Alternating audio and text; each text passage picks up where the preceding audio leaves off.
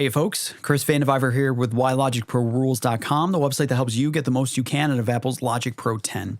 And today I want to talk about parallel compression, what it is, why we use it, and why I rely on parallel compression more than I do regular compression. So that's a pretty hefty statement. There's a lot of questions wrapped up in that.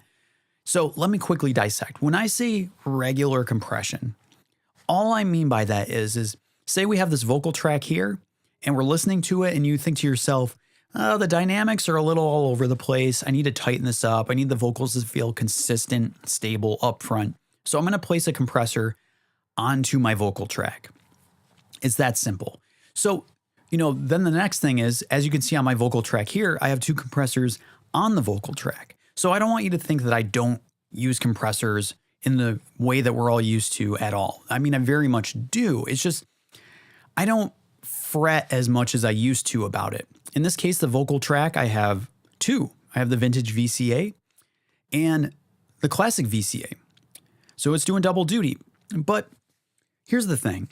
For years, I would chase my tail, trying to use compression. I would try to mix my track and put compression on my tracks where I saw fit. And every time I got to the point of comparing my mix against a pro mix for reference, inevitably, my track always sounded a little wimpier, not as consistent or stable. Things didn't feel up front and as powerful. And I chased my tail trying to figure this out. And I watched many YouTube videos, read many books. And everybody always says the same thing, right? They always say, be careful with compression. Don't overdo it. And there's a reason for that. It's very easy to destroy your tracks by using too much compression. And what happens is you compress like hell your tracks and it sounds really gnarly and really powerful in solo. But then when you try to put those drums or those vocals back into the mix, they can't cut through because there's no life or dynamic anymore. They're just smashed. I would try to set a very conservative ratio, like 3-to-1, and I would just try to take 1 or 2 dB off the top of the track. But again, my tracks always didn't sound as good as the pros. Years go by, I get frustrated, and I start experimenting with parallel compression, which is nothing new, but parallel compression is what unlocked my mixes for me. So your question probably should be, what is parallel compression? Essentially, parallel compression is where you make a duplicate or a copy of the track. In this case, I have vocals. So let's duplicate it. Let's take the regions, copy them down. And on this copy of the vocals, I'll leave the original vocals alone. But on this copy, instead of being light-hearted about compression, we just beat the hell out of it with compression, like a 30-to-1 ratio. Bring the threshold down way down. So we're knocking 10, 15, 20 dB off the top. And the result is that copy is getting smashed with compression. We're doing the opposite of what everybody tells us. We're smashing it. And then the goal of the smash track is now it's perfectly consistent and stable, although squashed, it's very stable. So we can take the fader of that copy, bring it all the way down, and then as we listen to the original vocal track, we bring up the fader underneath till it feels that the vocals are consistent and stable and have life and power. It's the best of both worlds. The original vocal track isn't smashed to bits, so the original dynamics and life are still retained. So they'll still poke out, it'll still feel like there's life, but the copy, the parallel channel, will provide that stability, that foundation for the vocals to feel consistent and powerful. I have a mix here that I want to show you how much parallel compression I rely on. And I generally don't use copies of tracks. I don't copy my tracks. Instead, I will send something like my vocals to a bus or through a bus. In this case, it's bus 34. And when you send your tracks to a bus, Logic will automatically create an aux channel. In this case, here it is. It's part of my vocal track stack. And I call it Vocal Crush. I call all of my parallel compression channels just drum crush, bass crush, etc. And I smash it to bits. And I sometimes we'll use a lot of that parallel compression channel. You know, I'm not too timid about it. YouTube videos will often, again, say like, well, you know, don't put too much in there. I use as much as feels good. And I want to show you here. I mean, there's a lot of tracks, but I have drum crush, kick crush, snare crush, tom crush. So for the drums, I've got 4 crush channels. There's another drum stack. And then I have a guitar crush for these clean guitars that I just blend in a little bit. Vocals have a vocal crush. The backing vocals have a double crush or backing vocal crush. The keys have their own key crush. I mean, there's like almost 10 crush channels. And now I want to play you this mix that I have here. And I've bounced a copy without any of my crush channels. I did the best I could to level match. I mean, like the loudest peak on each instrument, I matched that loudest point so we can compare and contrast. But I'm going to play this back for you so you can hear the before and after. Let's start with the after and then I'll switch to the before. Check it out.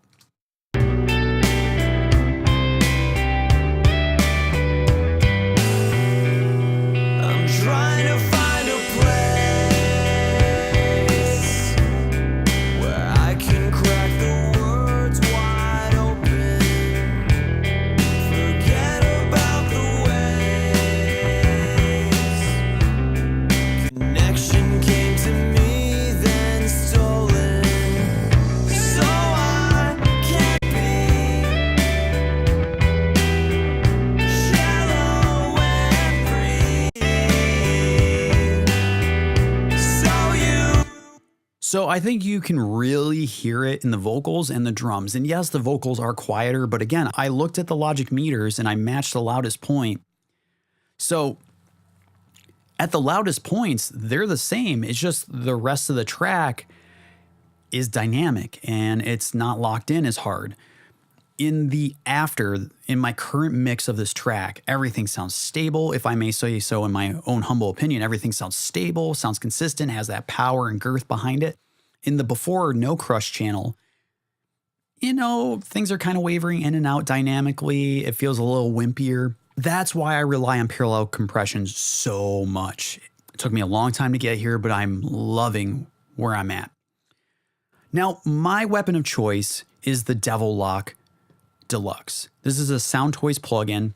I love it. I mean, if you've watched any of my other videos or read any of my other blog posts, I love processors that have few controls and sound good out of the gate. And the Devil-Loc smashes tracks very quickly. It doesn't take much. This crush knob is compression, crunch is for distortion, and that's the sweet spot. I found if you smash a track for parallel compression with compression, then add a touch of distortion, oh man, that's like the sweet spot. But I want to demonstrate to you that you can do this yourself, and it doesn't have to be with a third-party plugin. I never want you to feel like you have to watch one of my videos and think to yourself, crap, now I got to buy something. Instead, if you're at 10.4 or above, I use the multi-effect FAT-FX. I love FAT-FX. It is fantastic. It's a fantastic plugin within Logic. Of course, if you don't have 10.4 or above, you're, you know, at 10.2 or 10.3, you can rely on the Logic compressor. And what's beautiful about the Logic compressor is you can compress like hell, and then there's this distortion options that you can drive into by driving up the makeup gain. So let's use the Logic compressor for this instance, just to include everybody. So I'm going to go back to my vocals here, and I'm going to take my vocal crush and bring it up, get rid of the Devil-Loc Deluxe. Now there's a bit of a volume difference, so I'm going to bring this up here. Okay, let's do that. Let's hear what this sounds like without my crush channel.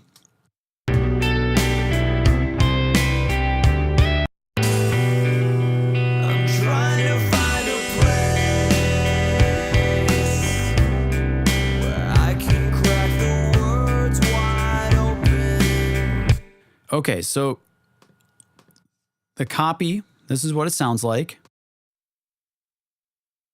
I'm trying to find a place. Okay, So let's get the Logic compressor. I'm going to set it to something super fast, like the Studio FET. And I'll set it to like, next to nothing. Let's check this out. I'm going to try to compress the living daylights out of this vocal track. I'm trying to find a place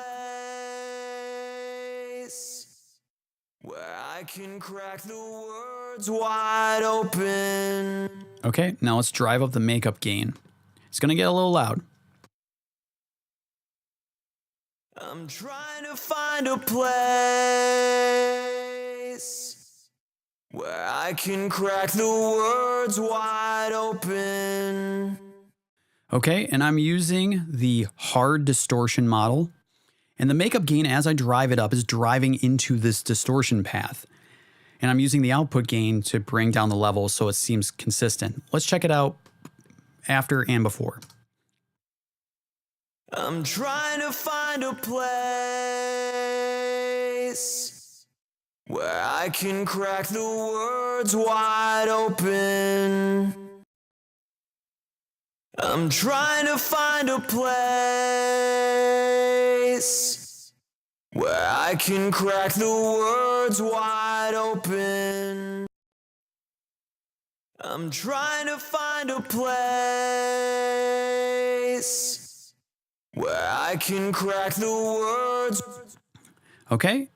And if you're finding that you're not getting the distortion that you want, you can also use the distortion plugins within Logic. I'm a big fan of the Distortion 2, but let's just stick to the compressor here. So I'm trying to find a place where I can crack the words wide open. Okay, now let's blend this underneath the vocal track. I'm gonna unsolo this crush. I'm gonna bring it all the way down. Check it out.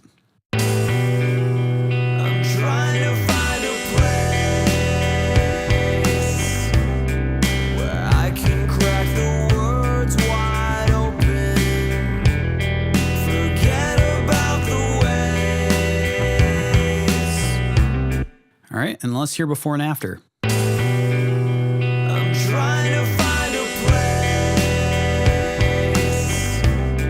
where I can crack the words wide open. Forget about the ways. Connection came to me, then stolen. So I can't be. And just like that, stability, weight, and power has been added to these vocals. Now they sound way more consistent. And I mean, from drums to bass to acoustic guitars, I use parallel compression on just about everything. I am not timid with it anymore. So I hope that was helpful to you. If it was, as always, I highly suggest subscribing to the YouTube channel, Why Logic Pro Rules, or on the website, whylogicprorules.com. Every week, I'm posting new blog posts, new videos, new material to help you get the most you can out of Apple's Logic Pro 10. Thanks so much.